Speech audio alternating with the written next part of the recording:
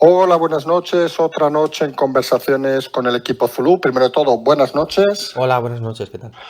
Y primero de todo, recordar una cosa importante. Hoy justo hacemos un año del primer programa de este canal. Es nuestro primer aniversario. Es una de esas cosas casuales.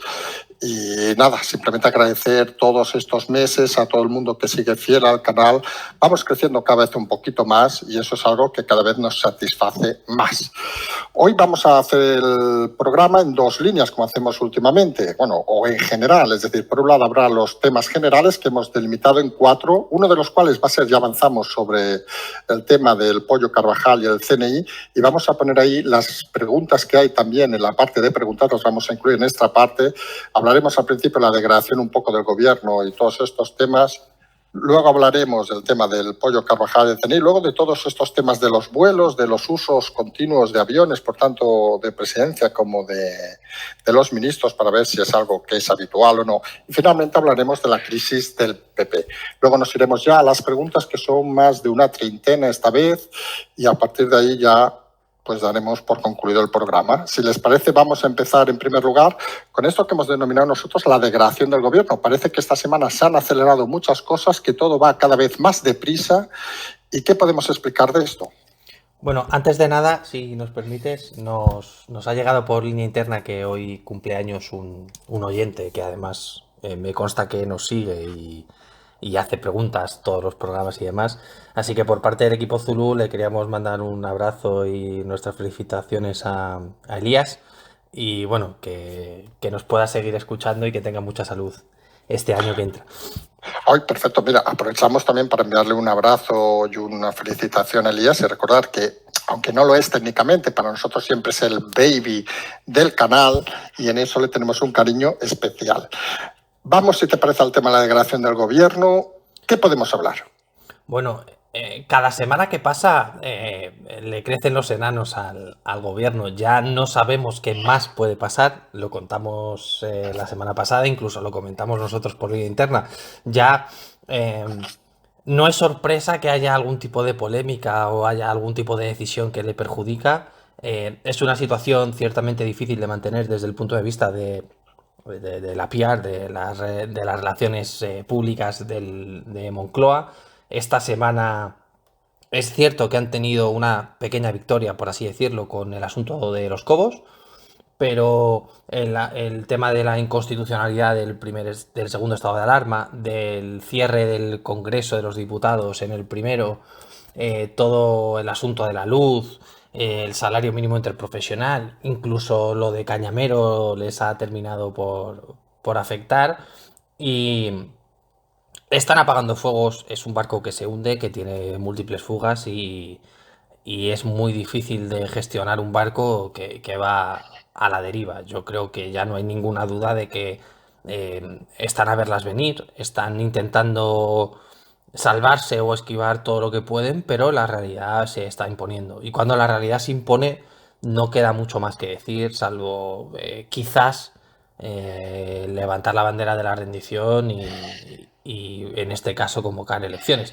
Y esto independientemente de que el CIS diga que el PSOE está mejor que nunca, que me vas a perdonar, pero bueno, que manda cojones que el CIS diga Sí, sí, sí, que está es para mejor echarse unas risas. que incluso las elecciones que ganaron. Yo creo que cualquier persona, ya no es un tema de partidos, es un tema de las cosas de casa. Yo creo que nadie, incluidos los votantes, pueden estar contentos con la situación actual de España. Entonces, ver las encuestas, esos números, pues hombre, yo creo que es terrible. Sí, porque aparte, una cosa que hemos comentado en este programa, desde, creo recordar, el mismo día que se nombraron los nuevos ministros, aquí denominasteis en este caso, ministros de medio pelo, en el sentido de que decíais, y parece que se confirma día a día, que no tenían ninguna capacidad, ya no solo de gestionar, que esto está claro que incluso algunos que había antes, como algunas declaraciones de Belorra y Belarra y toda esta gente, o la propia Montero, dejan mucho que desear, pero que se da la sensación de que se ha abandonado todos aquellos parapetos, lo hemos dicho muchas veces, pero quizá hay que volver a insistir, llamados Ábalos, Calvo, etcétera, etcétera, y los que llegan es que no están ni aparecen ni se les espera. No, y además cuando participan, estoy pensando en la portavoz respecto a lo de Cataluña, que no lo hemos mencionado, que también parecía ser otra cortina de humo que se les ha vuelto también en contra por el asunto de la bandera y todo este tipo de cosas, que es otro tema porque es ridículo. Ni siquiera ha sabido mandar un mensaje claro para, ya no solo para el votante del PSOE, sino para el catalán que no es independentista, para el catalán independentista, para el ciudadano de a pie. Lo dijimos porque desconocíamos el perfil de la gente, pero tú no puedes pasar de gente con muchos años de experiencia en el partido, con todos los respetos, a una alcaldesa de Puertollano. O sea, estaba claro que iba a afectar. Y lo de medio pelo se ha confirmado. Y se ha confirmado por incomparecencia, por falta de criterio y por falta de contundencia. Y yo creo que todo el mundo estará de acuerdo. Pongo, por ejemplo, el asunto del salario mínimo interprofesional, que ya ni siquiera está habiendo contradicciones entre los ministros, porque ya cada uno va por libre y cada uno dice lo que sea y da la sensación de que nadie escucha al otro o que nadie tiene la opinión en cuenta de nadie. Estoy pensando Yolanda Díaz esta semana, ella da por hecho que ya está el asunto de los 15 euros. Le da igual lo que haya dicho Nadia Calviño, le da igual la patronal, le da igual todo. Entonces, es una semana más que pone más peso a Moncloa, que tensiona más el gobierno, en este caso entre el Partido Socialista y Podemos, y van a la deriva, absolutamente. Sí, y además, una cosa que hemos comentado esta semana, empieza a degradarse, por si no, o podemos decir, continúa degradándose muchas instituciones. Ya no hablamos solo del CIS, que es bastante claro, luego hablaremos del tema un poco del CNI también, pero, por ejemplo, podemos hablar, con el caso de los Cobos, de la Policía y la Guardia Civil, que el enfado es mayúsculo. Sí, primero no tiene mucho sentido que la Audiencia Nacional lo haya aceptado, porque si no es una causa justificada que te echen por no querer cometer una ilegalidad, lo que estás legitimando es la politización de las instituciones. En este caso, de una institución que nunca debería ser política, sino debería ser policial, que es la Guardia Civil. Obviamente en la Guardia Civil hay bastante desencanto. La directora de la Guardia Civil está en una posición ciertamente difícil porque no se la respeta o no se tiene una valoración muy buena dentro del seno del Instituto Armado, principalmente porque no les defiende. Y el propio Pérez de los Cobos, hay que decir una cosa, toda la Guardia Civil, todos los mandos de la Guardia Civil, todos los mandos de la Guardia Civil, insisto, están con él, primero porque es un tipo tremendamente profesional, que recordemos que era el comandante de la jefatura de la Comunidad de Madrid, y segundo porque lo que le ha pasado a los Cobos les pone en riesgo a todos, porque a de los Cobos se le ha echado realmente porque no quiso compartir información que judicialmente no tiene por qué compartir. Y el hecho de su destitución pone en peligro a todos los cargos políticos de la Guardia Civil, porque en caso de no querer cometer un delito como es compartir información, pueden estar en la calle. Entonces, bueno, hay organizaciones y asociaciones de la Guardia Civil que ya están poniendo la voz, el grito en el cielo, porque obviamente es algo preocupante. La policía es verdad que afecta a menos, porque bueno, la policía y la Guardia Civil tienen sus diferencias, incluso en qué les afecta y qué no, pero hay una degradación de las instituciones. Incluso con el tema del CNI se está hablando mucho, que luego si quieres lo discutimos, el papel Sí, de sí, la luego lo Audiencia hablamos. Nacional aquí, que hay que explicar algo, porque claro, aquí decimos de cumplir la ley para todos, ¿no? Pero en este caso, el hecho de que el propio Constitucional vaya a declarar el cierre del Congreso inconstitucional ya pone de manifiesto que el gobierno no es muy fanático de cumplir la ley, porque ha cerrado lo que nos representa realmente a todo el pueblo porque le ha dado la gana. Entonces, estamos en una situación donde las instituciones de este país se tienen que dar cuenta y tiene que empezar a salir gente a las mismas a defenderlas. Sí, porque aparte, luego otra cosa que hemos comentado toda la semana, se empieza a notar, no sé si es la palabra correcta, que supongo que sí, esa falta de respeto, digamos, a la propia institución del gobierno, y lo hemos visto, por ejemplo, con el tema de la subida de la luz, que se han plantado las eléctricas diciendo que quizá cerraban las nucleares, el gobierno dijo que bueno, que ellos apostarían por las renovables, ya han saltado las de renovables diciendo que a lo mejor ellos también cancelan el tema de la luz. Es decir, que parece que todo el mundo ya no hace caso ni al gobierno, y eso, cuando se te pierde el respeto, creemos que es un síntoma claro de debilidad. Bueno, aquí hay que partir de una cosa, si te parece. El primero que está faltando al respeto a la ciudadanía es el gobierno, porque esto que se han inventado para pagar menos, no es que no lo vayamos a pagar, es que lo vamos a pagar a partir de abril. Es decir, tampoco es una cosa de regalo, ¿no? Es verdad que aquí hay que hablar de una cosa. Primero, el gobierno puede tomar medidas claramente para bajar el precio de la luz. Y también aquí hay que culpar a las eléctricas que están diciendo que pierden dinero por generar luz cuando tienen los beneficios que tienen de miles de millones de euros que son públicos. Obviamente la amenaza de las eléctricas y las renovables no se puede cumplir porque el sector eléctrico está muy protegido y por motivos operativos no puedes cerrar una central nuclear, que por cierto, no sé si la gente lo sabrá, pero en las últimas horas la Unión Europea ha declarado que es igual de verde la energía nuclear que las energías renovables. Quizás porque Europa va a girar hacia la energía nuclear en los próximos años, lo cual desde España, teniendo la necesidad eléctrica y la dependencia, nos viene muy bien. El caso es que aquí todo el mundo tiene un pero en la boca y todo el mundo parece discutir absolutamente en todo al gobierno, lo que es la constatación de que, bueno, de que no tienen el control y el gobierno tiene que tener el control. Sí, no, es obvio de que cuando el gobierno pierde el control, pierde el respeto a las instituciones, se resquebrajan. Y todo parece que va de una manera, lo que decíamos, el otro día hablamos con el equipo Zulu y decíamos algo así como, ¿qué más tenía que pasar para que este gobierno fuera capaz de reaccionar de alguna manera? Y es que se nos hace difícil, pero es cierto que esta semana cada día han pasado cosas y parece que la que viene, empezando el lunes por lo del propio Pollo Carvajal, que si te parece vamos a empezar a hablar de este tema, parece que se va a complicar. Recordemos, el lunes citado, si no nos equivocamos, a las 10 de la mañana en otra maniobra de la defensa, en principio para hablar de los lazos del terrorismo entre las FARC y ETA. ¿De qué más puede hablar o qué busca el Pollo Carvajal en estas reuniones con el juzgado? A ver, el objetivo claro de la defensa del Pollo Carvajal es, primero, tratar de conseguir que no se le extradite a Estados Unidos. Si no es eso, tratar de atrasarlo lo máximo posible, posiblemente por complicar los tiempos procesales de la investigación de los Estados Unidos. Dicho esto, creo que hay que hacer un llamamiento porque se está diciendo que el gobierno está haciendo gestiones para que el Pollo Carvajal se quede aquí y no hable a través de la Audiencia Nacional. Nosotros personalmente creemos que la ley hay que respetarla para todos y por todo, porque si no el discurso que tenemos no sería algo consentido. Yo entiendo que la gente dirá, la semana pasada dijeron en este espacio que el Pollo Carvajal al 100% sí iba a estar, iba a extraditarse a Estados Unidos.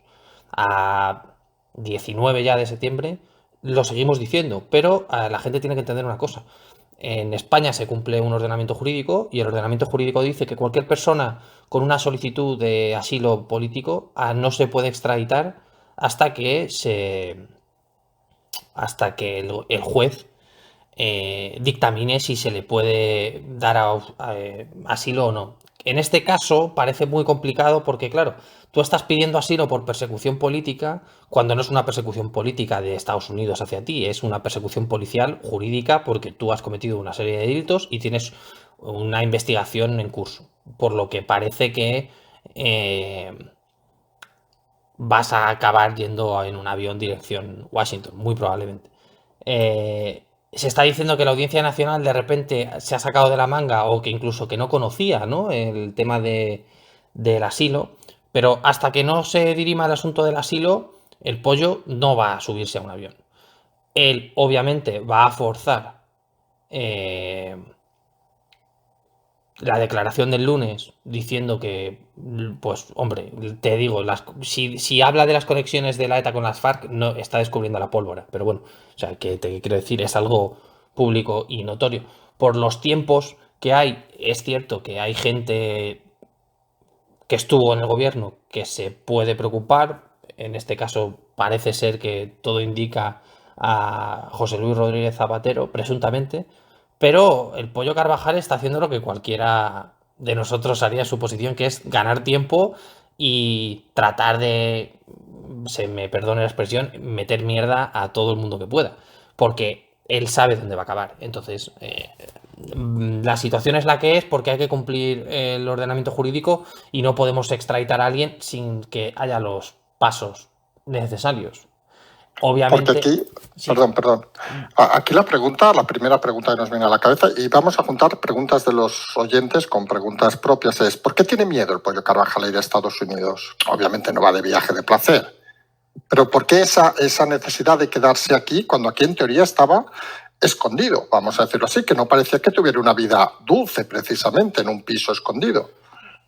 Hombre, porque una cárcel federal son condiciones muy malas y ya lo decía Pablo Emilio Escobar Gaviria. Prefiero morirme que acabar en una cárcel de Estados Unidos. En Latinoamérica y especialmente en esos países hay como un miedo atroz a acabar encanado, como dicen allí en Estados Unidos, ¿no? Es como el temor máximo de cualquier fugitivo. Entonces, responde a eso. Obviamente, aquí Estados Unidos está haciendo presión. Y yo aquí planteo la duda de qué puede pasar si España no entrega al Pollo Carvajal. Que es cierto, y aquí vamos a ser honestos. eh, Dar un asilo porque te están persiguiendo judicialmente no parece ser de recibo, y sobre todo la extradición, al no ser ciudadano español, parece clara máximo cuando el delito que se le imputa al Pollo Carvajal también es un delito en España. Es decir, hay todas las cosas que pueden haber para aprobar una extradición y denegar un asilo. Porque Obviamente el Pollo, entre tú y yo, está acojonado porque sabe que una cárcel de Estados Unidos no es estar en no un es piso. extremera. Efectivamente. Porque claro, ¿qué podría? Y vamos a hacer un poco de ciencia ficción. Y la primera sería, imaginemos el hipotético caso que no fuera extraditado. ¿Se enfadaría Estados Unidos? Mucho. Vale. Mucho, quizás crisis diplomática, embajador fuera. A ese extremo. Sí, por razones obvias, sí. Que recordemos, por cierto, que ha sido Francia hoy, me parece, que ha llamado a consultas a sus embajadores por este acuerdo Australia, no sé qué ¿te suena? De Sí, algo bueno, pero de... eso es un tema de ego de los franceses, que se creen mucho más de lo que Vale, vale. son de hace muchos años. O sea, que no Porque es te, decir, que no en el te mundo preocupes. moderno, entre países aliados se pueden retirar embajadores, quiero decir Sí, sí, sí. A que ver, no... retirarlo como tal entre países aliados se considera muchísimo más grave. Entre tú y yo, cuando se fue la embajadora de Marruecos, pues se dijo, vale, es un berrinche y ya está. Si se va el embajador o el que sea de Estados Unidos, porque todavía hay uno que es interino, se vería como un mensaje de qué, qué está pasando. Pero bueno, ya te digo que hasta llegar ahí falta mucho. Vale, si esa situación llegara, quiere decir que desde España se está protegiendo al pollo o se está protegiendo a alguien que ha tenido responsabilidades en España. Porque hipotéticamente, imaginemos que el pollo va allí, explica lo que tenga que explicar. ¿Puede pedir Estados Unidos, por ejemplo, la extradición de nacionales españoles? Por pedir, sí. Que se otorgue es otra cosa. O sea, tú como país puedes pedir que extraditen a un ciudadano de un país tercero. Depende del país tercero que efectivamente extradite al súbdito en este caso. Y supongo que estás preguntando por personas en concreto. Ahí Sí, sí, sería, por sí, Zapatero, por ahí ejemplo. sería un juez el que dictaminaría si se puede extraditar o no. Pero por pedirlo, se puede. Pues claro, en teoría, y aquí viene la otra reflexión, si alguien piensa en pedirlo, es que ven o estiman que hay un suficiente delito para pedirlo, con lo cual, si no se juzga allí, se debería juzgar aquí. Claro, aquí está el tema. El asunto es, vamos a poner que X persona, sin dar un nombre, comete un Sí, sí. delito en Estados Unidos. Pide la extradición a España. España la concede porque hay el delito que se le imputa en Estados Unidos es un delito en el ordenamiento jurídico español, entonces accede. Pero pongámonos que no accede porque es un súbdito nacional y hay países que no extraditan a sus ciudadanos a países terceros. ¿Quién te dice a ti que este ciudadano no ha cometido el mismo delito que se le dice de haber cometido en Estados Unidos en suelo español? Lo cual se entendería que de alguna manera se iniciaría algún tipo de instrucción o de investigación para averiguar si se ha cometido o no los mismos delitos que se le imputan en territorio español. A lo que voy, la alfombra puede tener mucha mierda debajo.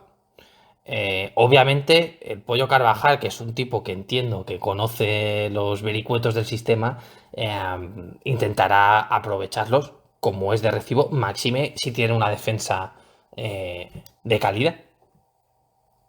La defensa que tiene parece que cara es, de calidad ya no lo tenemos tan claro. Hombre, pero bueno. Ya sabes que siempre se ha dicho que los abogados caros suelen ser buenos. Se ha dicho, ya que funcionen es otra cosa, pero... Sí, por eso. Si te parece, mira, unas preguntas concretas de oyentes sobre este tema. Nos preguntan, por ejemplo, ¿creen capaz que el pollo soltaría una cerilla en España y esperar que arda todo mientras se va a Estados Unidos? O sea, dejar aquí la mierda e ir extraditado, ¿o parece que la mierda, si la deja aquí, es para quedarse aquí? A ver, yo te digo, si tiene que soltar para conseguir algo a cambio, que no va a conseguir porque esto depende de un juez, no del gobierno, va a soltar. Más de uno estará nervioso de lo que diga el lunes. Pero yo te digo que si él puede soltar la mierda y luego acabe extraditado, va a hacerlo. Y si no, soltará la mierda en Estados Unidos en el juicio. O sea, que te quiero decir que no se va a quedar callado. Salvo que en Estados Unidos le ofrezcan un programa de protección de testigos o algo así, cosa que en España no existe como tal. Entonces, salvo eso, vamos a tener noticias del Pollo Carvajal en las próximas horas. Vale, porque otra de las cosas que se está hablando, si influye en su extradición lo que supuestamente saca algún medio, conversaciones con el CNI. ¿De qué hablaban con el CNI? Bueno, coño, si se puede explicar, quiero decir, o si se sabe, perdón. Bueno, con el CNI se sabe que tuvo conversaciones para presuntamente facilitarles la entrada al país. Esto lo ha explicado periodistas diciendo que bueno, se hace con pasaportes que emite el propio gobierno venezolano en este caso, lo cual no se le podría imputar un delito de falsedad documental porque al ser expedidos por el gobierno propio no tiene sentido que España persiga nada. Hablaría lo que hablaría de las condiciones, por ejemplo, de su entrega o de las condiciones de cómo mantenerle sin estar detenido. Pero, hombre, conseguir un asilo político por lo que has podido colaborar con el CNI, cuando el CNI está colaborando con la agencia o con la DEA para su detención, no tiene mucho sentido. De ahí que diga tanto que pueda haber un problema diplomático, porque, claro, aquí se nos olvida que hay colaboración directa entre las agencias de inteligencia de ambos países, por lo que al CNI no le interesa que el pollo esté aquí. Mucho menos cuando el CNI tiene la historia que siempre está rodeada, ya lo hemos dicho siempre, como de oscuridad y demás, que si lo juntas al gobierno que tenemos, la conversación sería no solo la policía se ha politizado, sino que el CNI también se ha politizado, lo cual al CNI no le interesa porque están hartos de que siempre se hable de la politización que tiene. Entonces, bueno, es una situación que es el día a día de los servicios de información y bueno, hasta ahí yo creo que todo el mundo está tranquilo porque el final de la historia va a ser el que dijimos aquí. Más allá de eso, pues bueno. ¿Que puede decir que este hizo o que aquel hizo? Pues seguramente. ¿Por qué? Porque, hombre, ya no tiene nada que perder. Entonces, bueno.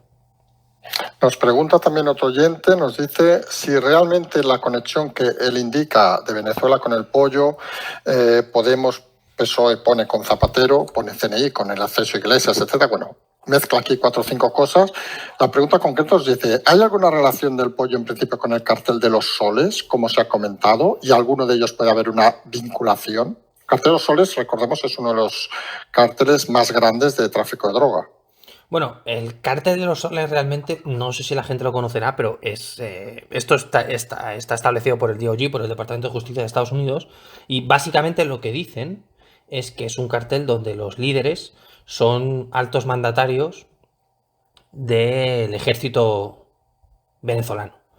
Y hay una imagen de hace muchos años donde uno de los miembros de ese conocido como Cartel de los Soles era el propio Pollo Carvajal. Según la estructura actualmente, el líder sería Nicolás Maduro, y de hecho hay unas informaciones en un memorando que sacaron hace relativamente poco, donde el Departamento de Justicia dice que el cartel de los soles han introducido en Estados Unidos todo lo posible, o sea, todo lo que era capazmente humano de introducir en cuanto a cocaína. Entonces, se entiende que genera mucho dinero y el pollo, según las informaciones del propio gobierno de los Estados Unidos, era miembro, por lo tanto tendrá conocimiento de las actividades del Cartel de los Soles, que por cierto, lo que se le imputa es blanqueo de capitales a través del narcotráfico. Entonces, esto sí. Luego ya aquí lo de Podemos, Ciudadanos, Podemos y el PSOE, perdón, tú lo explicaste. Aparece la figura siempre de Morodo, Ujú. que era embajador con Zapatero, y por Podemos el caso es que por fechas no encaja. Pero es verdad que puede haber financiado previamente al partido o al partido a través de según qué actividades una vez constituido. Pero esto, pues hasta que no haya una pieza que lo investigue, no podemos decir nada. Sí, porque aquí al final, para que la gente también lo tenga cada vez más claro, lo del pollo realmente lo que se está investigando es tráfico de droga, en pocas palabras, desde Estados Unidos queremos decir, ¿eh? Que luego ese cártel esté liderado por líderes políticos es una derivada, pero la esencia, digamos, por lo que interesa a Estados Unidos, obviamente, es porque es el cártel, digamos, que más drogas lleva a Estados Unidos. Y eso, obviamente, al gobierno americano, a las agencias les preocupa mucho. Sí, bueno, en Estados Unidos primero preocupa porque hay una epidemia de en cuanto no solo de drogas, sino de opiáceos y demás que les preocupa. Y el tema de la investigación realmente es blanqueo de capitales, porque bueno, como tú sabrás, en la década de los 30 y los 40 Estados Unidos se dio cuenta de que la mejor forma de pillar a los malos era por temas relacionados con el blanqueo o con los impuestos. Estoy pensando en el mafioso Al Capone de Chicago, que le detuvieron por fraude fiscal. Es mucho más fácil perseguir un delito de blanqueo porque es más fácil de demostrar.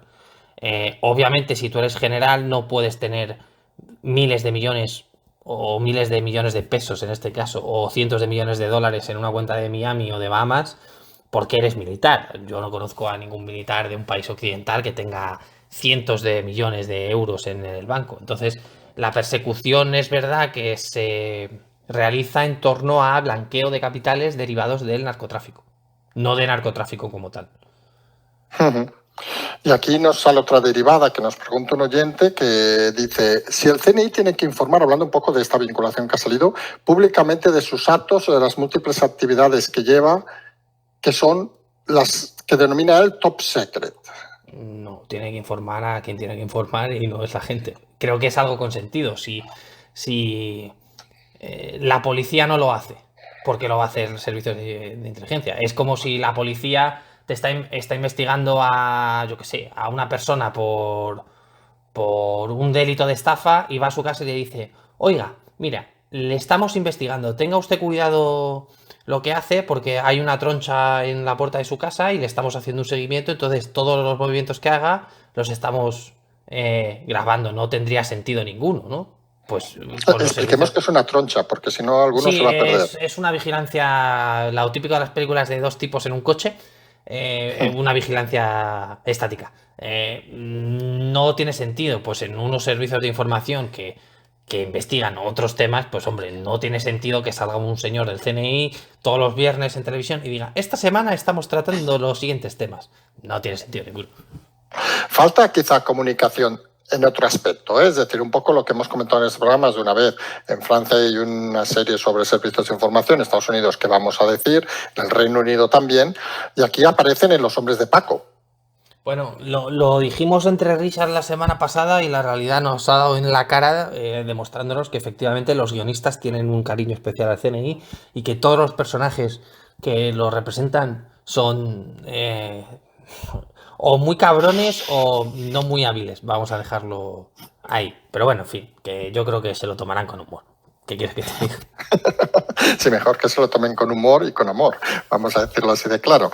Si te parece, cambiamos de tema, nos vamos a esto que estamos, iba a decir descubriendo que no es así, sino explicando estos días de cosas que han pasado esta semana. Por ejemplo, vuelo Barcelona-Zaragoza del presidente Pedro Sánchez, 38 minutos, hablamos de memoria, si me equivoco de fechas, de tiempos, a un lugar donde no tenía ni mitin oficial ni ningún acto oficial hasta el día siguiente a las 9 de la mañana, cuando parece más lógico que hubiera ido directamente a Madrid y volver de allí. Recordemos que de Zaragoza luego a Torrejón, 19 minutos, o sea que también déjalo ir, aunque el récord lo tiene Nadia Calviño moviendo el avión de Vigo a Santiago 13 minutos.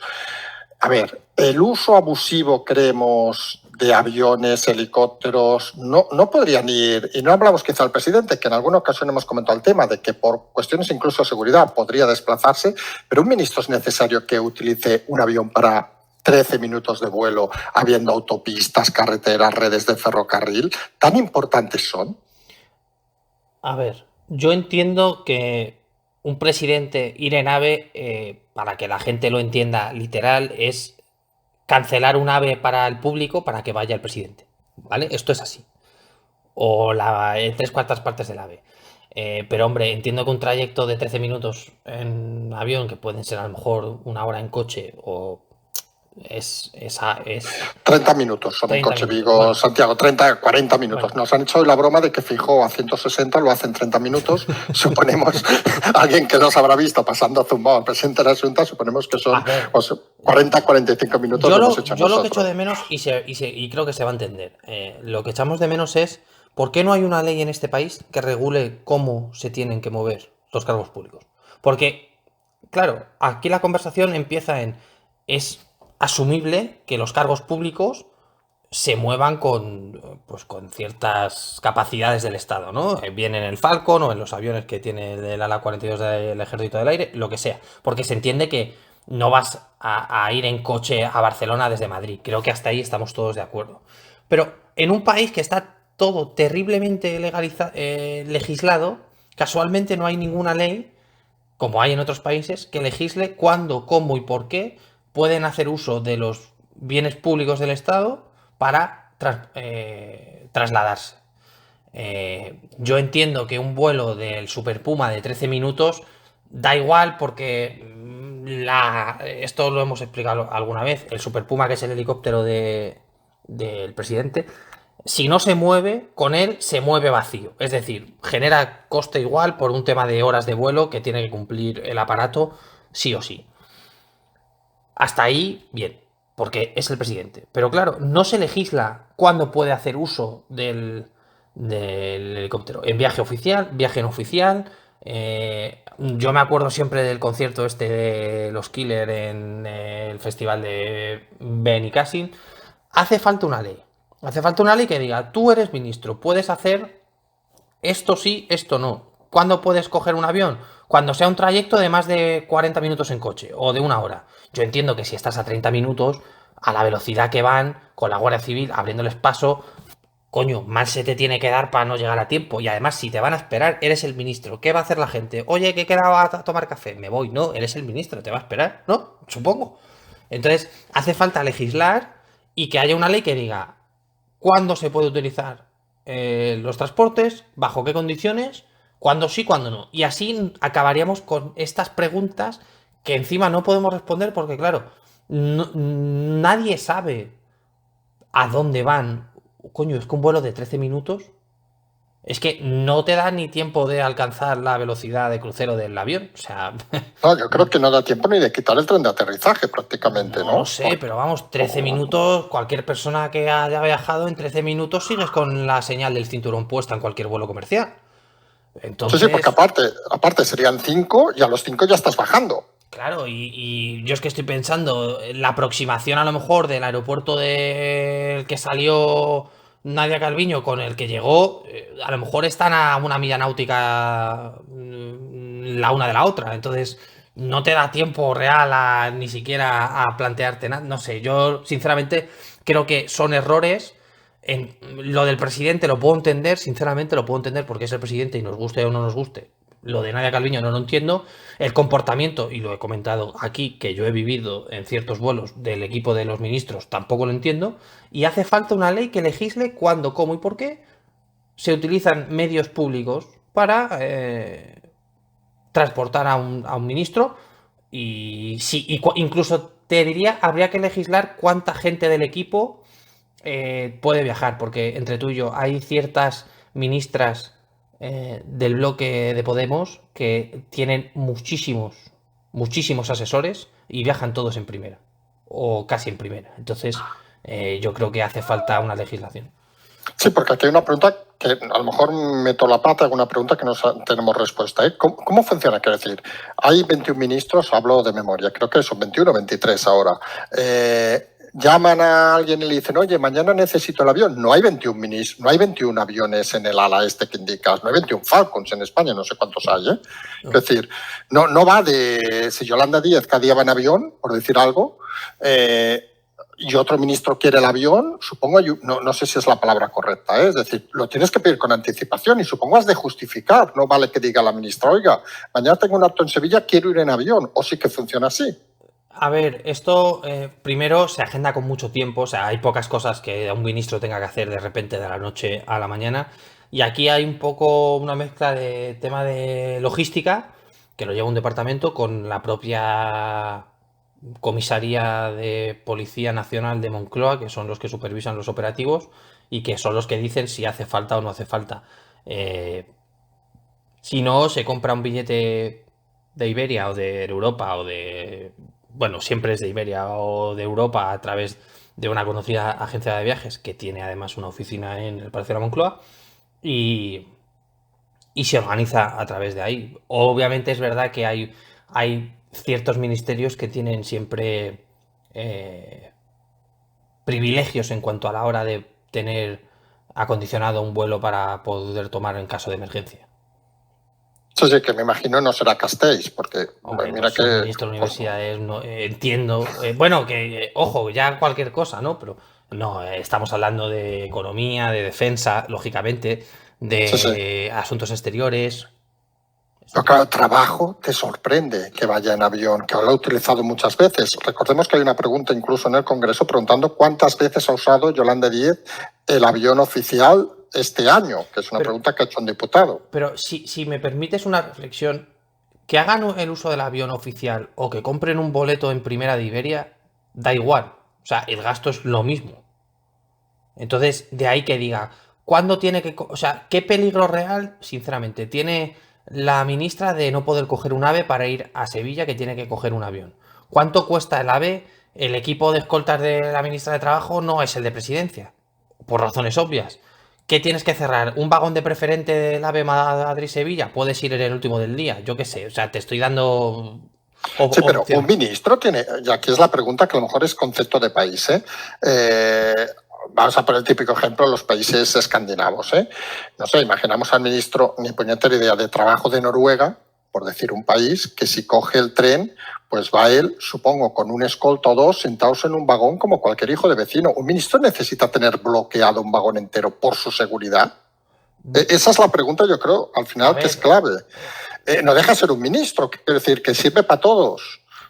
Pregunto aquí desde la distancia, y desde te digo la verdad, desde el cabreo, porque dices, joder, que es un ministro, hostia, que no estamos hablando del ministro de Defensa o pues según eso, ahora digo una tontería, ¿el jefe del Estado Mayor lleva escolta cuando va en tren? Yo creo que no. Bueno, no tengo ni idea, pero si va al tren a su pueblo, no sé dónde es el señor o señora, no sé lo que es, si va a su pueblo, imaginemos en Ávila y coge un tren de cercanías, pues irá acompañado, supongo, por un par de señores, pero no bloquearán un tren. Es más, intentarán evitar que se conozca. A ver, obviamente hay mucha gente que lleva escolta y independientemente, ya dependiendo de quién sea, llevará más o menos. Pero sí, claro, correcto. Aquí hay una realidad que es que vivimos en un país que, por desgracia, parece que hemos olvidado cierta banda terrorista para algunas cosas, pero para otra no. Yo, honestamente, no creo que un ministro de Trabajo necesite más de un equipo de escoltas de 5 personas. Que podemos decir que es lo mínimo de un ministro, porque sería el de avanzadilla y el propio 5 personas. Sí, por eso, que no más. Y a mí más de eso, de ciertos ministros, sinceramente, creo que es una tomadura de pelo. Obviamente, si eres el ministro de Defensa o de Interior o el presidente, pues entiendo que lleves más escolta. O el jefe del Estado Mayor, lo entiendo. O la directora de la Guardia Civil, obviamente sí. Pero, claro, aquí es... la semana pasada hablamos que un militar supuestamente no puede ir de uniforme en la calle por los recuerdos a los años del plomo, pero tenemos una ministra de Trabajo que seguramente nadie se quiere acercar porque en el momento que se te ponga un escolta de los 5 que lleva, te vas a parar y va con 12. Pues hombre, no tiene sentido. O que Pablo Iglesias siga teniendo escolta, a mí me parece lamentable. Y hay que decirlo así. Porque, ¿por qué Pablo Iglesias? Y voy a hacer otra reflexión. Pablo Iglesias, amigo de los etarras, tal cual, necesita escolta, manda cojones, con perdón, manda cojones. Pero bueno, en fin. Sí, pero aparte, es que incluso la parte logística, y entramos en un tema así, un apartado rápido, ¿eh? La parte logística de que, claro, tú vives en... Imaginemos que Pablo Iglesias vive en Barcelona, por citar lo que dice. Claro, ¿qué se coge? Un piso él, que se paga él. ¿Y quién paga el piso de al lado, el de al lado, el de al lado para los escoltas? Pues los escoltas no los tendrán en la calle durmiendo, supongo. Bueno, y tampoco los tendrán en su casa durmiendo, digo yo, no tengo ni idea. O algunos sí que dormirá dentro del piso. No hablamos de una residencia oficial como puede ser un ministerio, ni la Moncloa, obviamente, sino un simple, en este caso, un ex político que se le quiere mantener escolta por lo que sea, ¿quién paga todos los gastos esos de yo qué sé, si vive... digamos, una calle conocida. Imaginemos que Pablo Iglesias viviera en Paseo de Gracia, una calle conocida de Barcelona. Claro, si coge en el número X, en el segundo primera, pues el del segundo segunda puede ser un potencial peligroso. Mira, esto se explica muy fácil y la gente lo va a entender. Esperanza Aguirre vivía en Malasaña, que es un barrio, bueno, Malasaña. Tampoco hace falta que digamos el barrio después de la semana. Pero bueno, es un barrio céntrico de Madrid y lo que hicieron era, como no podían poner una garita fuera de la calle, porque se quedaba en medio de la calle, como la que tenía Pablo Iglesias en Galapagar, dentro del portal hicieron una construcción de una garita. Estaba el portero y la garita. Entonces había un control de vecinos. Pero la escolta no coge el piso de al lado. Pero... Bueno, Ada Colau sí. Bueno, pero a ver, yo no sé exactamente cómo funcionará a nivel de... Porque a lo mejor el ayuntamiento, la policía, la escolta de Ada Colau supongo que será Mossos, supongo. No lo sé. No, Guardia Urbana. Bueno, supongo, no lo sé, no lo sé. A lo mejor me a lo mejor Guardia Urbana cree que es necesario coger un piso. A ver, yo sinceramente, que la Guardia Urbana, que el Ayuntamiento de Barcelona esté pagando el alquiler de la puerta izquierda de Ada Colau, me río, o sea, me tengo que reír. Pero todos los gastos derivados de cualquier persona que tenga escolta del Estado van a los impuestos. Esto es así. Ahora bien, ¿por qué hay gente que tiene que seguir teniendo escolta en este país? Que me diga a mí alguien... Yo es una cosa que echo de menos que no pregunte nadie en el Congreso al Ministerio del Interior. Señor ministro, ¿por qué Pablo Iglesias tiene escolta? ¿Qué condiciones se dan para que la policía considere que necesita escolta? Porque entiendo que Santiago Abascal o Iván Espinosa Los Monteros, que son oposición y se dice lo que se dice de ellos, tienen escolta. O arrimadas, o Casado.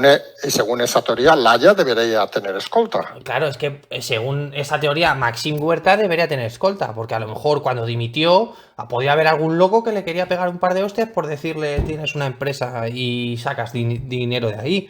Claro, yo esto de que ex políticos tengan escolta... A ver, ojo, entiendo que Felipe González tenga escolta, que de hecho por Madrid es muy común ver a la escolta de Felipe González y de Aznar.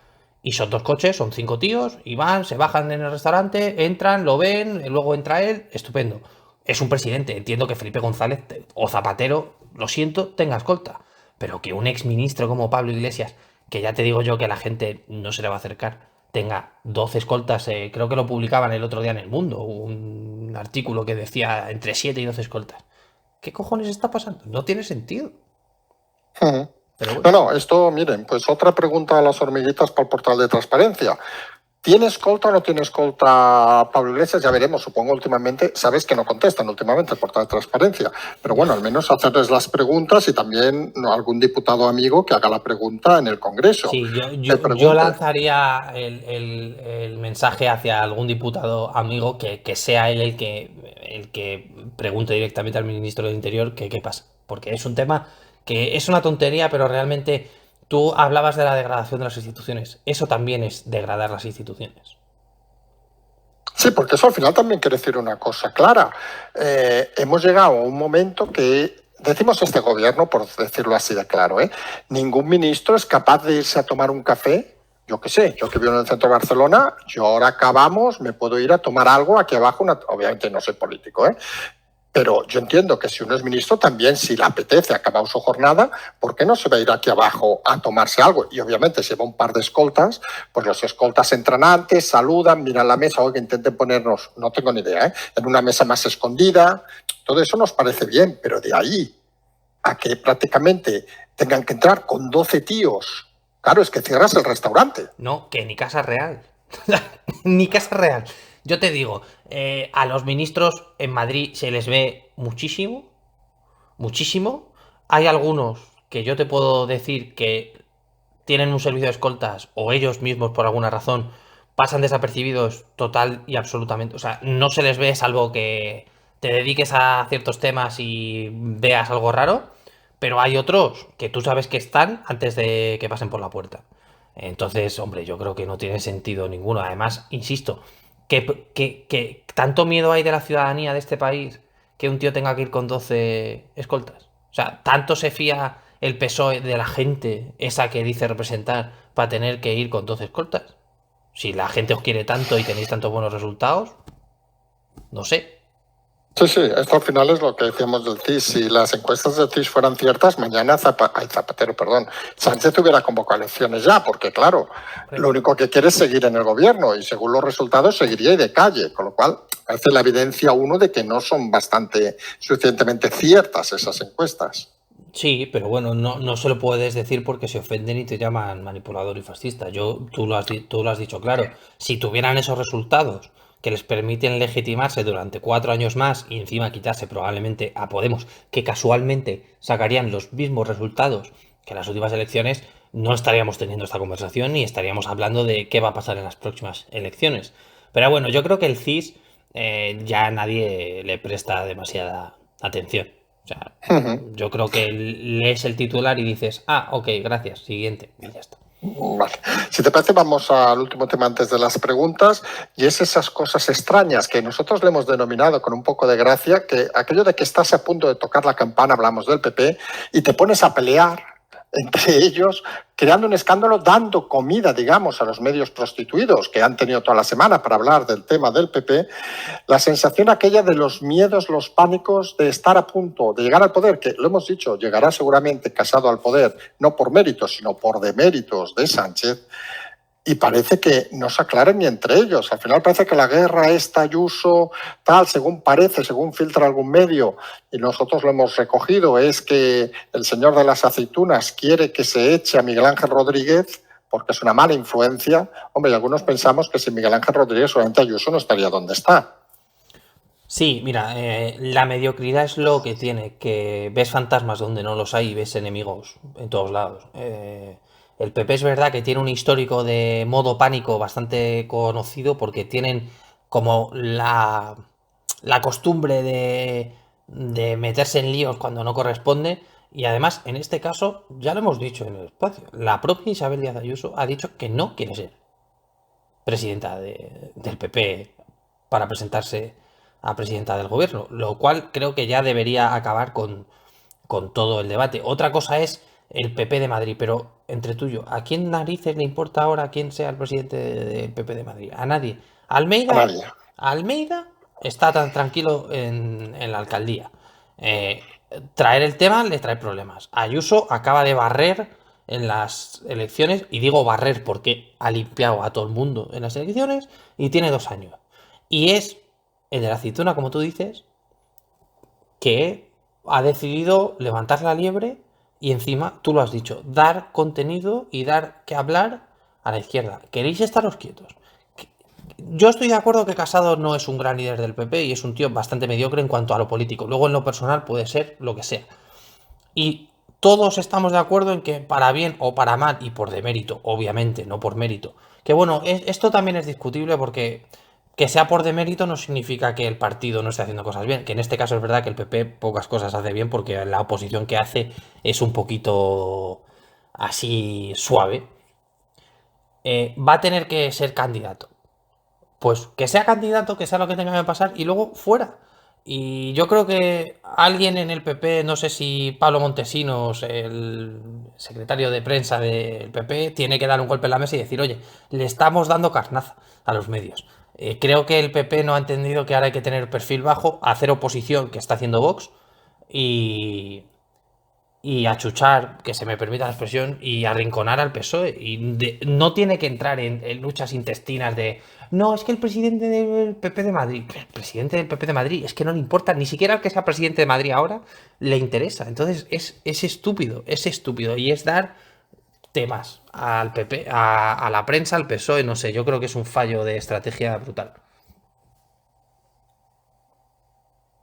Sí, pues vamos, si te parece, con las preguntas. Bueno, ¿algún comentario para acabar? ¿Qué es lo que ha pasado hoy en Mondragón? O bueno, ya sabíamos que iba a pasar. No, bueno, a mí me da mucha pena que tengamos que decir o que tengamos que hacer contramanifestaciones porque unos individuos han decidido. Me da igual lo que diga la Audiencia Nacional. Si aplaudes a un terrorista, por definición estás haciendo apología al terrorismo. Es mi opinión, ¿eh? Pero bueno, eh, yo creo que en un país que se nos ha olvidado que hace 13 años mataban a la gente en la calle delante de sus hijos y ahora no se hable del tema y se olvide, yo creo que tenemos un problema. Y es un problema mucho más serio de lo que la gente cree. A mí lo de Mondragón me da vergüenza, pero gracias a Dios hay gente con sentido que ha decidido contraprogramarlo con un homenaje a, en este caso en Madrid, en la Plaza de República Dominicana. Pero es muy triste y es curioso cómo hay partidos políticos que se acuerdan de lo de hace 80 años, pero no de lo de hace 20. Entonces, bueno, yo creo que eso también significa la decadencia de la democracia que muchas veces hablamos. Pues si te parece, vamos con las preguntas, una treintena, al final hemos seleccionado y vamos a empezar por la primera, que nos dice, aprovechando el primer aniversario del programa, que hemos dicho que hoy se cumple un año del primer programa, que fue el 18 de septiembre del 2000, estamos muy mal de años, del 2020, nos dice qué balance se puede hacer del último año político y qué creéis que sucederá a medio o largo plazo. Pregunta amplia. Bueno, no sé lo que pensarás tú, pero el balance de este año yo diría que es negativo en cuanto a que se ha constatado que nos han coartado las libertades. Esto es así, ya lo ha dicho el Constitucional, no es que venga yo ahora aquí a descubrir nada. Es un año donde el PSOE ya no es el PSOE, es un partido secuestrado en manos de alguien que solo ve por su interés personal. Tenemos un gobierno que durante este año ha demostrado que no mira por el país, mira por el partido.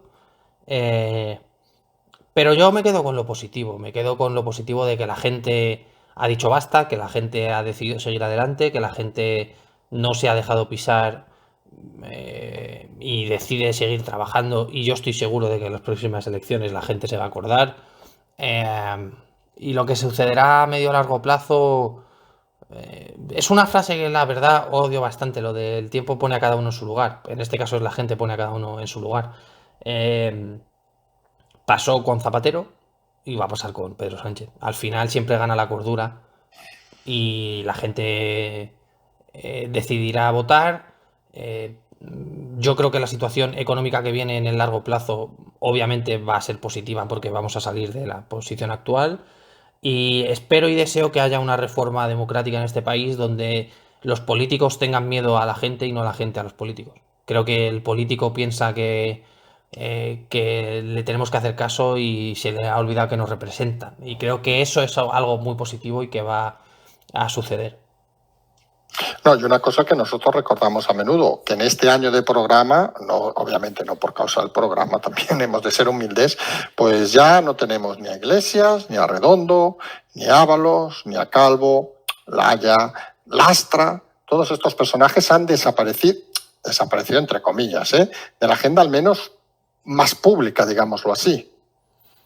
Sí, han desaparecido, creo que es algo positivo porque eran personas... Bueno, creo que es algo positivo en el sentido de que eran personajes que defendían lo indefendible, pero también es algo negativo porque los que les han sustituido son quienes son, ¿no? Un poco.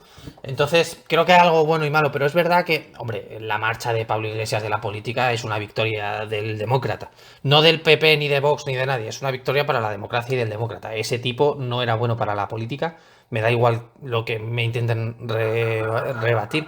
Ha sido un tío que ha desgastado muchísimo al país. Ha sido un tío que ha conseguido poner en contra a la ciudadanía y gente así es muy mala para un país. Entonces yo aplaudo que se haya ido o que le haya echado a la gente porque al final los que no han querido que esté ha sido el votante. Por eso digo que el político tiene que ser consciente de que nos tiene que tener miedo a la población y lo digo así. Y bueno, pues ha sido un año yo creo que por ahora nada mal. Siguiente pregunta. Cuando vayan a imputar, nos dice el oyente, a exministros como Laya, Calvo, Ábalos, ¿les darán un cargo para forarlos y enfangar el tema? Bueno, en caso de dárselos no creo que ayude mucho a la imagen del gobierno. Eh, Se hace difícil. Y en caso de hacerlo, simplemente es el Supremo el que tiene que decir que sí. O sea que tampoco creo que supusiese mucho cambio. Siguiente pregunta. ¿Existen directrices en el gobierno para que en todo el edificio público, el tipo que sea, se tomen medidas de ahorro energético o simplemente cuando llega la factura se paga? Bueno, se pasó un memorando hace tiempo, pero bueno, se pasa cada X tiempo y bueno, es el típico recordatorio de ser conscientes de las luces y demás, sin más. Al final se pasa la factura y fuera. Siguiente pregunta. Con la experiencia y el valor de la palabra y honestidad del actual presidente Pedro Sánchez, ¿creen posible llegar a algún pacto de Estado con este gobierno o sería ingenuo fiarse de Pedro Sánchez? Yo creo que es absolutamente imposible llegar a ningún tipo de acuerdo con este señor. Absolutamente ninguno. Vale, respuesta clara. Siguiente pregunta, también muy concisa. ¿Por qué ningún diputado le pregunta al presidente cuál era la deuda de España cuando empezó y cuál es la de ahora? Dice, ¿tan difícil es hacer oposición preguntando? Pues es una pregunta que creo que no es el foro para preguntarla. Esto hay que preguntárselo a los diputados que están en sus emails, están en la web, en su Twitter, no lo sabemos. Quizás no interesa o quizás hay cosas más importantes que la deuda en este caso. No es una pregunta que no podemos contestar. Sí, sí, nosotros hemos dicho muchas veces que si el trabajo que hace algún aislado diputado lo hicieran todos los diputados de la oposición, otro gallo nos cantaría. Si el trabajo que hacen muchas hormiguitas con el portal de transparencia lo hubieran hecho pues los más de 100 y pico diputados de la oposición, otro gallo cantaría. Pero nosotros no estamos en la mente de los señores diputados y señoras diputadas y vaya usted a saber por qué lo hacen.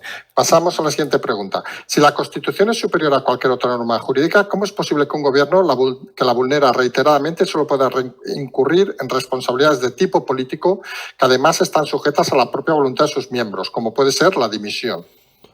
Lo hemos mencionado porque no hay legislación al respecto. Si no hay legislación que te diga que si incurres en un delito de inconstitucionalidad te tienes que ir a la calle, pues pasa lo que pasa.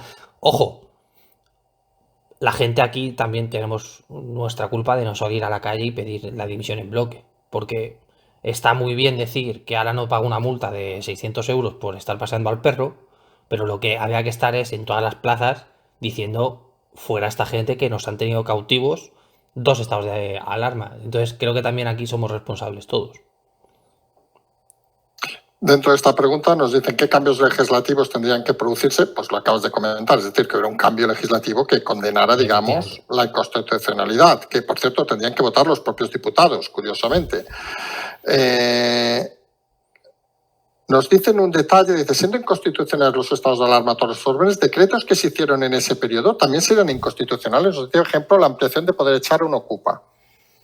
A ver, este tema nos han dicho varias cosas. En primer lugar, un decreto es una herramienta legislativa del Ejecutivo, es decir, puede legislar a base de decreto. Aquí la duda que nos comentan los juristas es que hay gente que considera que efectivamente un decreto que se ajusta por las condiciones de excepcionalidad y qué es lo que supone o lo que se tiene que dar para que se pusiese en marcha hace que el decreto no tenga valor. Hay otros que dicen que independientemente de que se haya hecho en un periodo inconstitucional como es el estado de alarma, no tiene nada que ver la excepcionalidad. Si me preguntas a mí con la capacidad que tengo de entender el derecho, yo entiendo que si haces un decreto donde base del decreto es una excepcionalidad que resulta ser inconstitucional, para mí sería ilegal. Pero los juristas aquí con los que hemos consultado no parecen estar de acuerdo. Entonces, seguramente esto sea otra pregunta para los diputados amigos. Y dentro de este mismo grupo nos dicen, quedando reflejado que el gobierno trabaja bajo el paraguas de la inconstitucionalidad, recordemos, seguramente los primeros 2 estados de alarma y el cierre del Congreso son inconstitucionales, estos 2 últimos se dirán esta semana, nos dice, habiendo jurado y prometido ante la Constitución el cargo, ¿no se puede inhabilitar a los mismos? ¿De verdad no se puede hacer nada hasta que se proclame elecciones?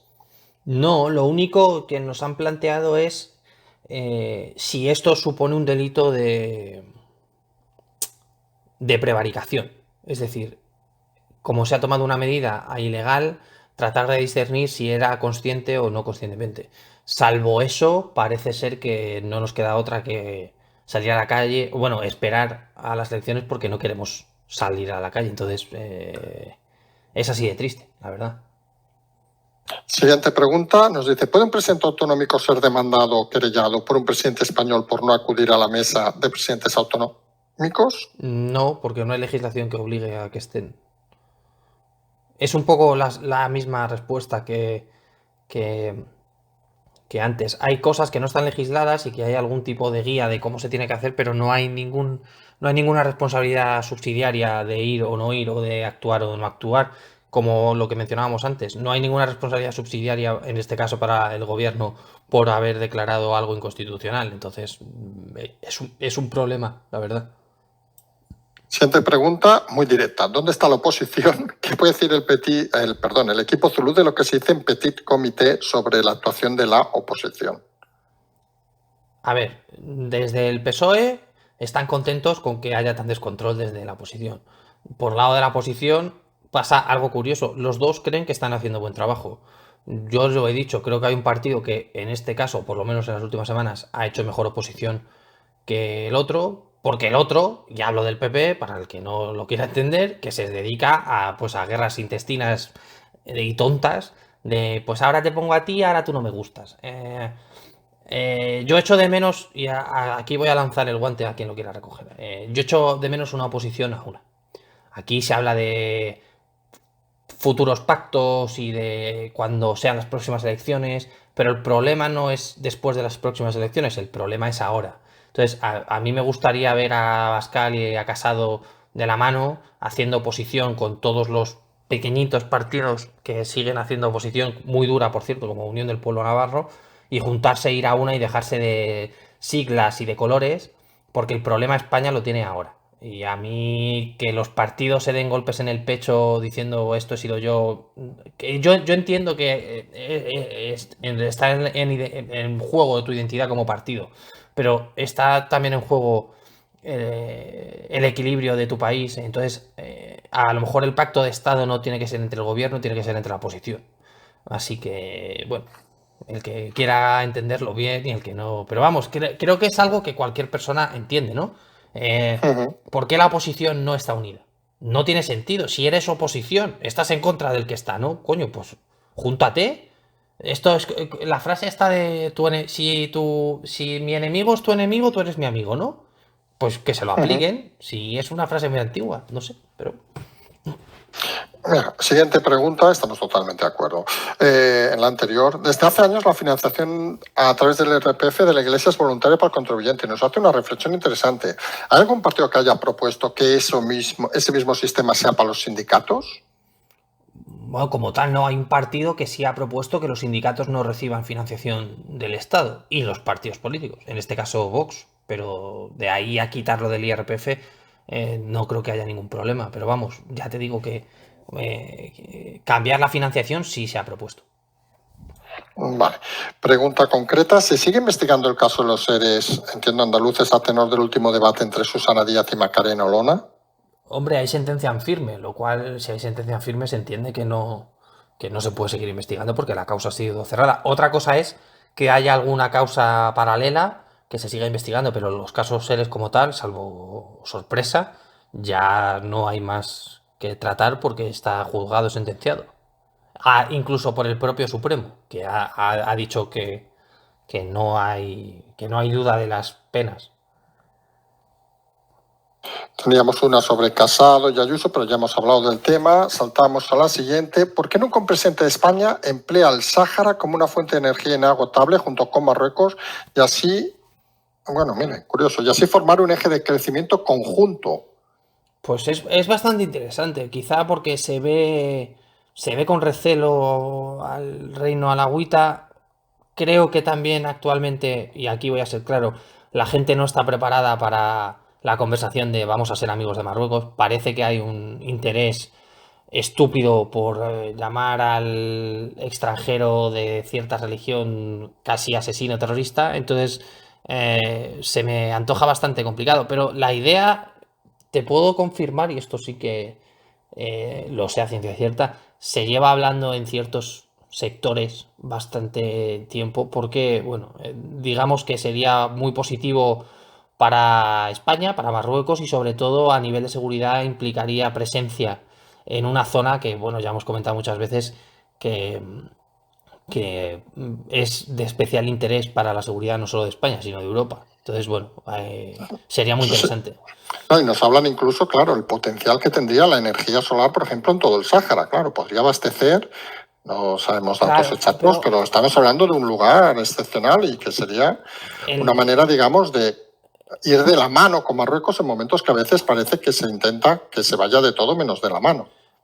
A ver, el tema es que la energía solar realmente por inversión se ha demostrado que no es tan eficiente como... Bueno, de hecho las energías renovables se han demostrado que no son tan eficientes en cuanto a coste de producción de lo que la gente dice. Pero yo digo, ¿por qué no haces una macro planta nuclear en el Sáhara?